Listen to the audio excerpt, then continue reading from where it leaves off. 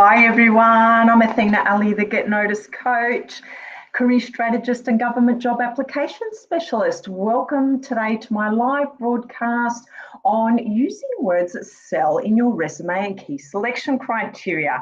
Now, before I start today, I'd like to do an acknowledgement to country. So in the spirit of reconciliation, I acknowledge the traditional custodians of country throughout Australia and their connections to land, sea and community. I pay respect to their elders past and present and extend that respect to all Aboriginal and Torres Strait Islander people today. So welcome. In this live today, let's find out what words you should be using that sell you in your resume and in your key selection criteria. Now, if you're here live, please do say hi in the comments below.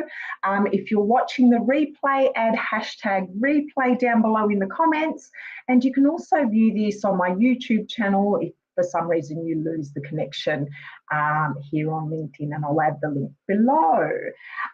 Now, this live is for you if you're currently a public servant who's applying for roles, or perhaps you're outside the public service and you're trying to land your first six-figure public service role. And it's you've probably applied and you either don't hear anything back, or you're not provided with any feedback at all, or maybe you can't get in contact with the contact person to find out why you're not being shortlisted, or when you do finally get through, you're getting generic responses saying that people who did get shortlisted had more experience than you in a particular area. Now, to top it all off, you don't know how to articulate your brilliance in your job applications. Perhaps you're not confident that you meet the criteria in the first place, or if you do, you're not sure how to knock their socks off so that they're impressed enough to bring you in for an interview. And, you're probably, staring at a blank screen and frustrated that you've got to amend or tweak your application yet again for another role. And so therefore you're not confident that you will land an interview again. Okay, so let's try and fix that for you today, because 9 times out of 10, when I see resumes or key selection criteria that come across my desk, it's usually because of these couple of things.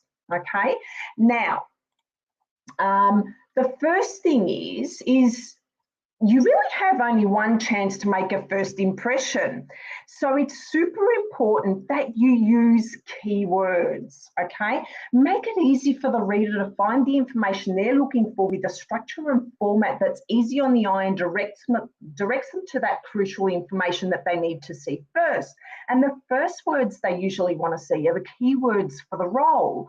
Okay, if you're applying online through the department website, it's also crucial to use these keywords, because if they're using an applicant tracking system, which is basically like a scanner that looks for keywords or phrases in your application to shortlist you, you need to have these keywords in your application. So do your research on the job description, on the job ad, any information about the organisation and the department you want to work in, and figure out what's important to them, and use these keywords throughout your resume or key selection criteria sparingly, not overusing keywords, okay? Now, another thing is stop using vague statements, okay? If there's a criterion that asks you to demonstrate your communication skills, make sure you demonstrate this to them in your resume and in your key selection criteria. You've got the perfect opportunity to make a great impression with your communication skills right here. So don't put statements in, vague statements like, I have excellent communication skills. So what? Everybody else can say the exact same thing. The only way you can show them that is to prove it. So prove it with metrics, prove it in the application you're actually making, okay? And the third thing is use power words, okay? Now, power words can also be called action verbs or success verbs, just depends on who you're talking to, I think. But use these at the beginning of your sentences in your resume, or even in, as part of your key selection criteria responses. So they make sentences more succinct and tell me in a few words what you've achieved or the outcomes you've previously accomplished. So for example, if I use the word transformed, that word alone tells me that you changed something from what it was to what it is now, and you did it so significantly that it made some sort of a difference. Now, do you see the difference that even just that, saying that whole sentence as compared to saying transformed, that makes a difference, because transformed says a lot just in one word, and it helps you make your sentences more succinct, okay?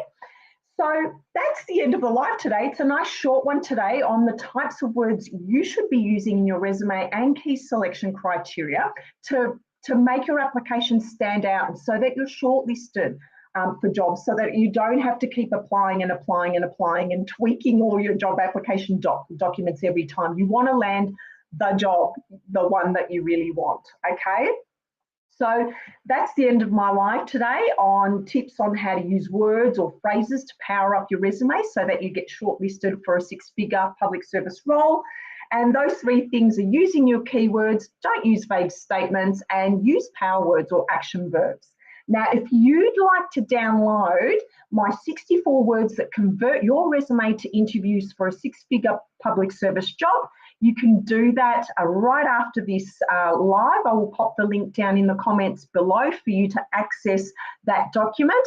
They're all the types of words I use in resumes and key selection criteria that I write for my clients that will help you too. So feel free to download that. If you're ready to apply for a role and you still don't know what to do when you're not sure how to get shortlisted, send me a message. I'd love to have a chat with you or discuss with you how I can actually help you land the role that you want. I hope you have a wonderful day. It's a beautiful sunny day here in Melbourne. I hope you're all having a great day, and I'll catch you next week. Bye.